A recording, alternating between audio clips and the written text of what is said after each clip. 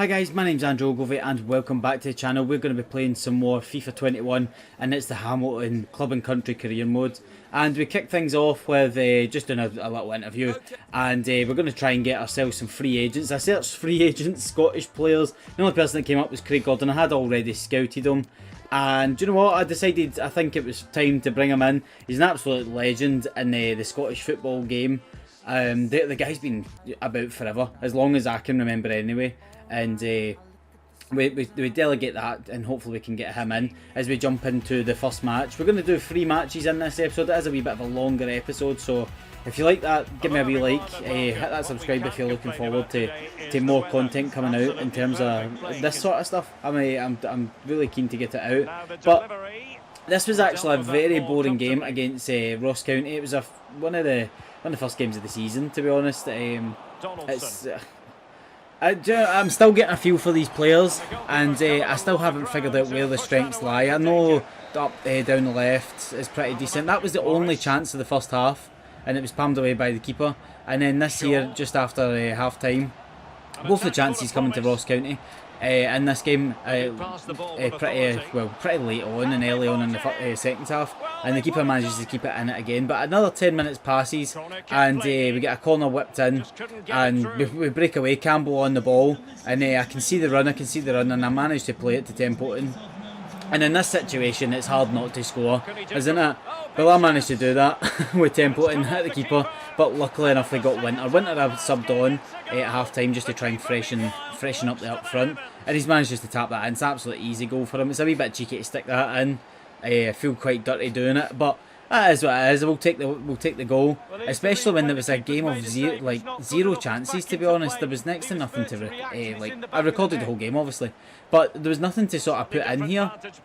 It was nothing even interesting. Like the 2 shots the keeper saved, even just the 1 shot in the first half. It was just a middle of the park game, if you know what I mean. It just wasn't that good. I'm still sort of tweaking stuff here and there. I need to mess about my tactics.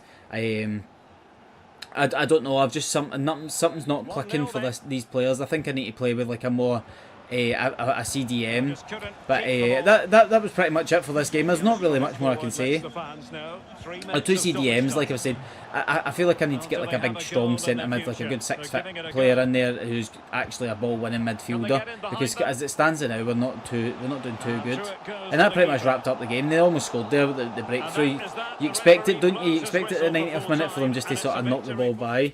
And we get offered in for Hughes, which to be honest is a good offer, so we're going to accept it because he's not going to get a game for us realistically. We do have a lot of players in that midfield area that's better than him and younger than him. As we get another one in for Easton, the centre half.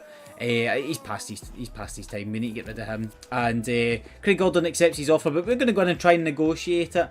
I always try and whittle them down a wee bit more. So I think it was 1,500. I managed to get it down to 1,400 with a small signing on fee, which probably didn't work in my favour long term, but it is what it is. I got Craig Gordon in for a year. He's 37-year-old, and if you looked in the bottom corner there, Hughes sold. From was it the last episode we got an offer in for Hughes? I can't really remember off the top of my head, but we've got another player going out.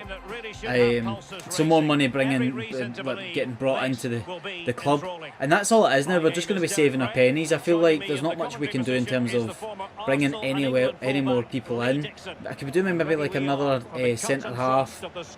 We get a big offer at the end of this episode if you want to stay tuned for that. We do get an offer for one of our players, and I am tempted.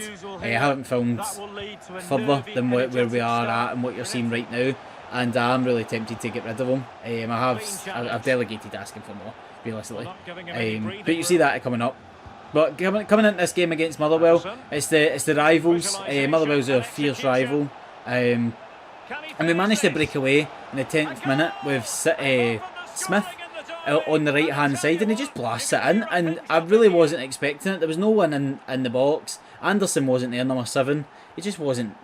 I'm missing a striker with a lot of pace that can just catch up with the wingers, and I'm hoping that Winter can come in and do that. But you've seen Anderson there. Anderson dropped really deep, considering I was playing the ball wide. I'm not really too sure if I've messed about the tactics a wee bit too much and have him sitting like coming short. That's the only thing I can see happening there, when he should be he should be always looking to get in behind realistically, especially in the Scottish Premier League. There's a lot of gap in behind, especially at the bottom half of the table. The defence usually plays so high, and you can utilise that space. And I'm like I've said, I'm just going to keep tweaking the tactics, and hopefully we'll maybe get like a decent centre mid in. I really like Campbell. But that's about it. Like we're missing some strength in at the centre half. Is Cole sticks one in with his left foot, and do you know what? It was about time. It was coming. It just ball rolled away for everyone. Just absolutely done him. I'm really not enjoying. Is it Poig? I keep forgetting his name. He's not going to miss from there. Doig. I always forget his name at left back, and I'm just really not enjoying him right now. I don't know if it's just he's absolutely terrible, or if I'm just not using him correctly. He seems he's 6'4", 6'2", 6'4". He's massive anyway for a left back, which is good. He's got a good bit of pace, but he never wins anything in the air, especially against like wee wingers like Hasty and that was the last one that I can remember that we didn't win in the air. But as we dive in again, the gap is just there in the defence. I need to figure out what I'm doing. Look, it just wanders away from, I believe that is Hamilton in the centre, and just slots into the top corner. That's Cole again. This whole game, I really struggled to deal with him. The movement he had, he just moved in and out of defence. He was always in the gap, and I don't know how I'm going to change my playstyle to suit that. I think I'm going to have to drop to a 3 midfield and have like a proper CDM. Which, like I'm saying, I've said that since the start. I think it's going to need to happen. I did really want to play with the 4-2-3-1, but as you've seen there on the 83rd minute, we scored an absolute belter of a goal, which disconnected my controller. I celebrated too much. I'm not going to lie, I celebrated too much. My controller died mid-celebration, and I had to reconnect. And that was us. Like we were on the fringe the whole game, and I just couldn't break them down, and I managed to get one slip ball, and that was it. And that was the youngster Anderson that we picked up in the last episode, the Cam, 17-year-old Elliot Anderson. A prospect in this team, definitely. I think he's the only player that we've got that's got the showing great potential. And if he's going to keep doing things like that, making movement, I'm going to start him a wee bit more. And like you can see, look, I subbed him on, they got an 8.2, he got man of the match. They scored from 2 shots, and I thought I'd throw that in. And another one for me, personal, Rangers versus Celtic. Rangers won 4-1. I was listening throughout the game, and Rangers got a penalty, and I was like, do you know what, that's typical. typical Rangers. And we go into our next match against Celtic, off the back of them getting beat off Rangers. So I was expecting them to be the mood down, and I don't know why I paused it, but we'll go back into it. We're playing Celtic here. With them losing, I thought, do you know what, they're probably going to be a wee bit sore. The kits are actually quite clashing. I don't know what happened there. They looked pretty good, like in the overview.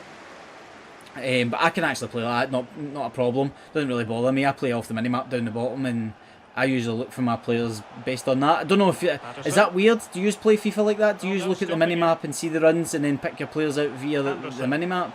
And especially when the kits are that clashing. It might just be me. I mentioned it to my friends a couple of times and they don't do it.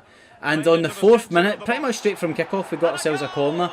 And Bruce Anderson, the striker, who I gave him a game again. I brought him on, kept Winter on the bench.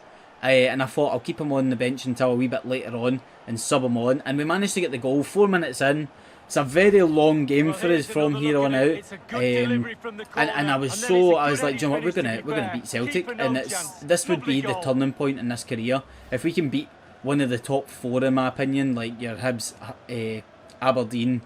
This is my personal top 4: Hibs, Aberdeen, Rangers, and Celtic. If I can beat either one of them, I think we'll be doing absolutely fantastic. But as you can see here, Celtic get a free kick, and they take it quick. Rogic makes a run, gives the ball into their new signing. I don't know how to pronounce his name, and gets the ball back and slots it in. And from then on, it was downhill from there. And you'll see it from the edit, and I literally just went, I didn't show much, I just went straight into how it went from there on. So Rogic got a goal, the ball came into Edouard for the second goal, slipped it to Forrest, and Forrest just ball rolled, chipped it across goal. I couldn't deal with it. That new signing for them, I can't pronounce his name whatsoever, sticks the ball in the net, and it was all going wrong 20 minutes in, and it really wasn't the end for us there, as we give the ball away roughly at the halfway line, and I try to clear it. I don't know what I was doing there, and Edouard chips my keeper, and I did have Gordon in goals. I thought better rating, maybe have a better chance of saving some things. Guy didn't save anything, to be honest. Craig Gordon didn't really have a chance. We come into the second half 3-1 down, and my head was down, I'm not going to lie. I was getting absolutely run around, and Edouard slots it past Craig Gordon again. He just made the run, and I can't do anything about it. I eventually subbed one off because one just had a really terrible game. He couldn't mark Edouard. He doesn't have any pace, and I ended up bringing on King. And King played pretty well, to be honest. He managed to keep up. He's not fast. He didn't keep up, but it was worse. It was better than what I was dealing with. Is Rogic and that, they knocked about the penalty area and I just couldn't get the ball off them. As El Yunusi slots it in, and that's 5-1. And you'd think 5-1, that's not too bad. I think it gets a wee bit worse than that. I'm pretty sure we've got a wee bit left to go in the game. I'm not going to say anything else. We're throwing in tackles. I was really frustrated, being 5-1 down, and I was diving in here, there, and everywhere. And you're going to find that for me. If I'm getting beat that much, my head does go down. I believe that was Rogic that slotted the 6 in the 90th minute, with 2 minutes added on. And thank God, that was the nail in the coffin. That was the game. I literally kicked it about the back four for the rest because I was so done. But look at that. I only had one shot and scored it, so I can't really complain. And like I said, we had a big offer come in at the end, which is, I suppose, it's a positive for this episode and not ending it on a dour note. So if you like this episode, if you give us a wee like and subscribe, a like and a follow if it's Facebook, and I'll catch you guys in the next one. We'll hopefully get this guy sold and get ourselves some money. Bye!